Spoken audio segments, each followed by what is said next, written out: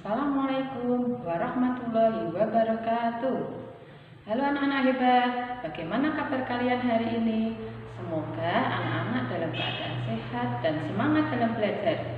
Di masa pandemi ini, anak-anak harus selalu mematuhi protokol kesehatan, yaitu dengan cara 1. Memakai masker, 2. Mencuci tangan dengan sabun di air yang mengalir, 3. Menjauhi kerumunan, yang keempat, menjaga jarak. Hari ini kita bersama Bu Nur Hamidah, anak-anak akan belajar tema 5, subtema 2, pembelajaran kedua. Yuk, anak-anak siapkan dulu buku dan alat tulisnya. Jangan lupa sebelum pembelajaran kita mulai, kita berdoa terlebih dahulu agar dilancarkan dalam pembelajaran kali ini. Yuk kita simak pembelajarannya.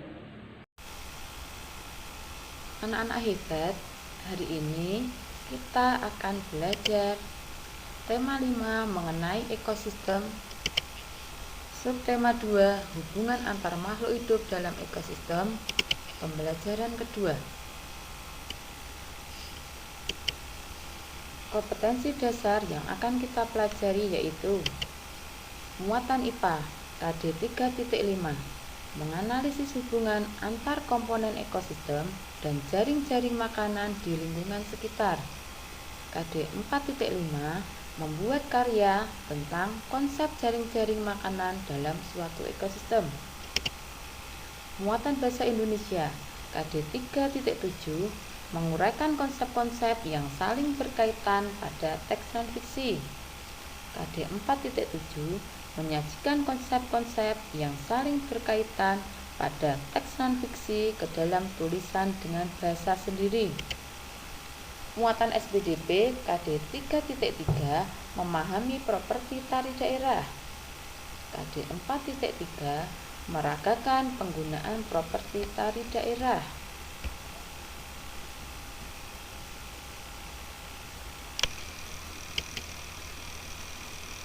Adapun tujuan pembelajarannya, melalui video pembelajaran diharapkan siswa mampu 1. Menjelaskan rantai makanan yang terdapat dalam suatu ekosistem secara baik dan benar. 2. Membuat teks non-fiksi tentang salah satu ekosistem secara baik dan benar. 3. Mengenal tarian daerah dan properti tari secara tepat.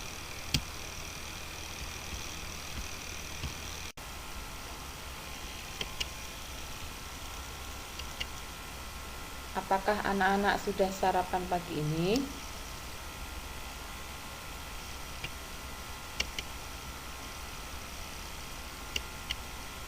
Apakah sarapan pagimu hari ini? Adakah di antaramu yang sarapan dengan telur ayam? Lezat bukan?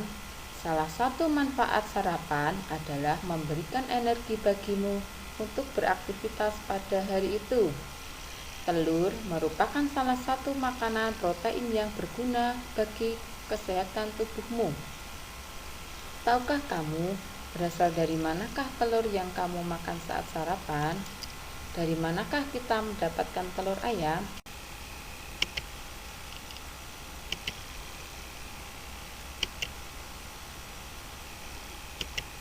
Anak-anak hebat, tentu kamu tahu bahwa ayam menghasilkan telur yang bermanfaat bagi manusia.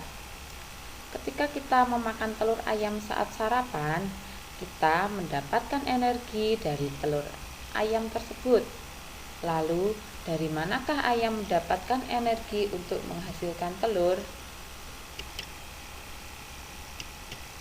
Ya, betul. Ternyata ayam mendapatkan energi dari makanan yang dimakan oleh ayam. Telur ayam yang kita makan sebenarnya merupakan bahan makanan yang diperuntukkan bagi anak ayam selama masih dalam cangkang telur.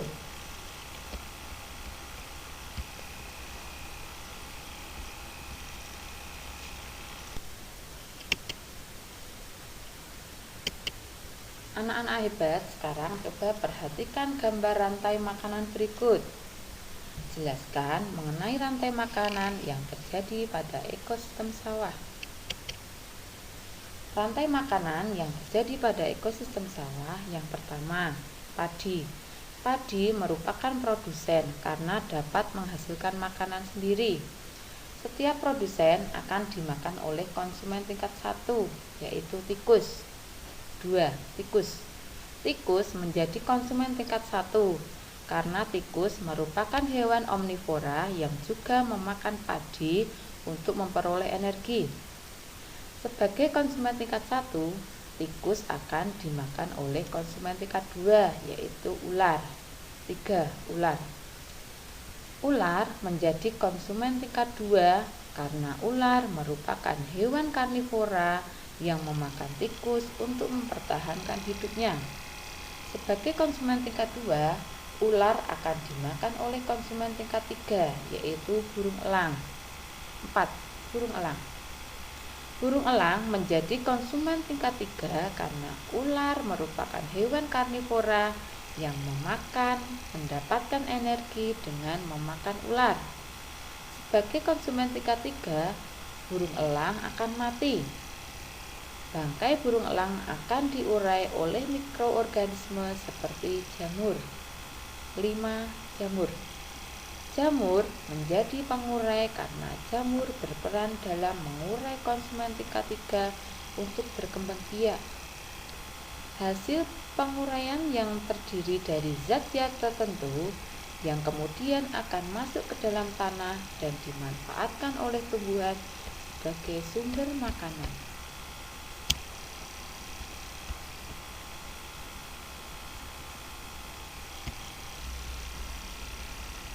Sekarang coba kita jawab pertanyaan-pertanyaan berikut. Nomor 1. Apa yang dimaksud aliran energi pada sebuah rantai makanan? Ya, energi pada sebuah rantai makanan adalah terjadinya perpindahan energi dari satu makhluk hidup ke makhluk hidup lain, dari terkait makan dan dimakan pada suatu rantai makanan. Nomor 2. Adakah hubungan antara rantai makanan dengan aliran energi? Jelaskan. Ada. Hubungan rantai makanan dengan aliran energi pasti terjadi ketika suatu makhluk hidup memanfaatkan atau memakan makhluk hidup lain. Maka akan terjadi perpindahan energi berupa zat-zat yang dibutuhkan untuk bertahan hidup bagi makhluk hidup tersebut. 3. Jelaskan peran produsen penting dalam sebuah rantai makanan. Produsen merupakan satu-satunya komponen yang mampu memproduksi makanan sendiri. Produsen juga menjadi komponen yang akan dimakan oleh konsumen tingkat 1 agar rantai makanan tetap berjalan. Yang keempat, rantai makanan pada puncaknya disebut konsumen puncak. Apabila konsumen puncak punah, apa yang akan terjadi pada konsumen 1 dan konsumen 2? Yang akan terjadi pada konsumen 1 dan konsumen 2 yaitu jumlah konsumen 1 akan berkurang secara drastis karena dimakan oleh konsumen 2 yang lebih banyak. Sedangkan jumlah konsumen 2 akan bertambah banyak karena tidak ada konsumen puncak yang memakan mereka.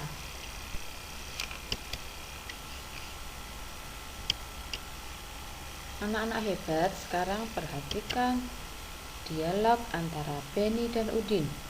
Benny, tugas kita berikutnya adalah membuat karangan fiksi tentang ekosistem, Din. Udin, aduh, aku lupa. Apakah karangan fiksi itu, Ben? Benny, karangan fiksi adalah karangan yang mengetengahkan tentang data dan fakta, Din. Jadi, bukan menggunakan imajinasi kita, Udin. Sepertinya seru sekali ya membuat karangan fiksi tentang ekosistem. Nah, sekarang pilihlah salah satu gambar berikut ini.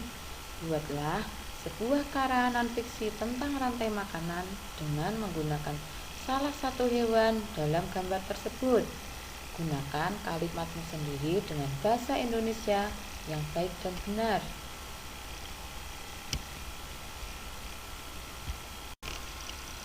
Anak-anak hebat, sebelum kalian mengerjakan membuat karangan non-fiksi, terlebih dahulu perhatikan dulu langkah-langkah menyusun karangan non-fiksi.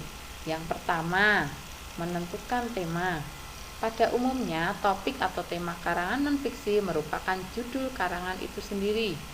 Yang kedua, merumuskan tujuan. Yang ketiga, mengumpulkan dan menganalisis data. Yang keempat, menyusun kerangka karangan. Yang kelima, menyusun paragraf.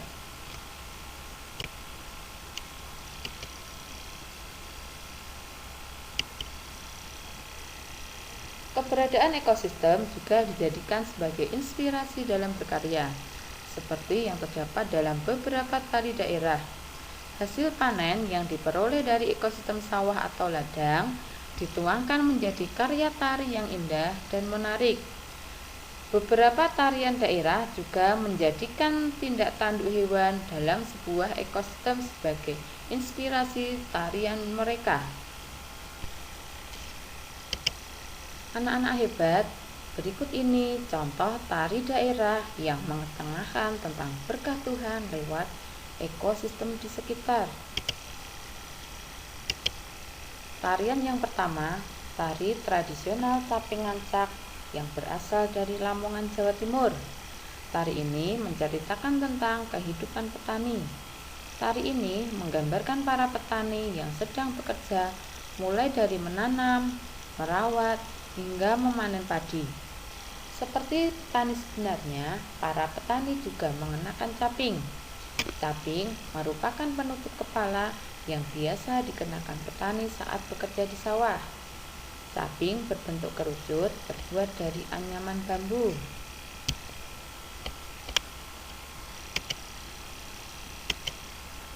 Tarian yang kedua yaitu tari Alang Babega. Tari ini berasal dari Minangkabau, Sumatera Barat. Tari ini merupakan sebuah tarian khas daerah yang menggambarkan burung elang yang melayang-layang di udara. Burung elang ini mengepakkan sayapnya, mencari mangsa, kemudian menukik dan menyambar mangsanya tersebut. Setiap tarian daerah memerlukan perlengkapan atau properti yang dikenakan penari pada saat menarikannya. Properti tari bisa jadi berbeda antara satu tarian dengan tarian yang lain. Properti yang digunakan menjadi ciri khas tersendiri dari tarian tersebut.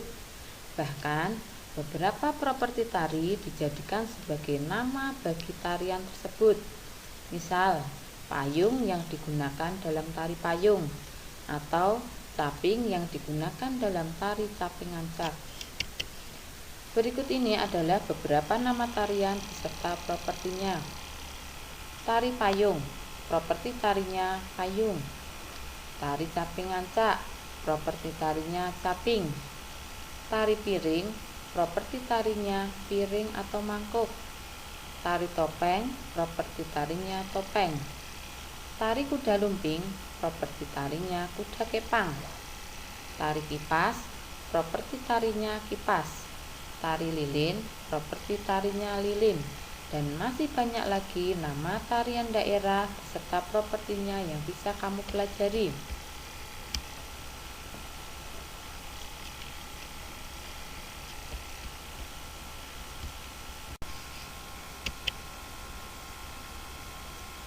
Kesimpulan pembelajaran pada kali ini, yang pertama, kita sudah belajar bagaimana menjelaskan tentang rantai makanan. Yang kedua, kita belajar tentang bagaimana membuat karangan non-fiksi. Yang ketiga, kita juga sudah belajar mengenal tari daerah dan propertinya.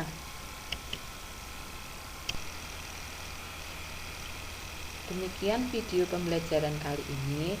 Semoga bermanfaat untuk anak-anak. Terima kasih.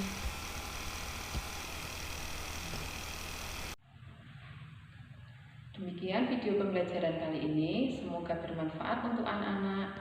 Terima kasih. Wassalamualaikum warahmatullahi wabarakatuh.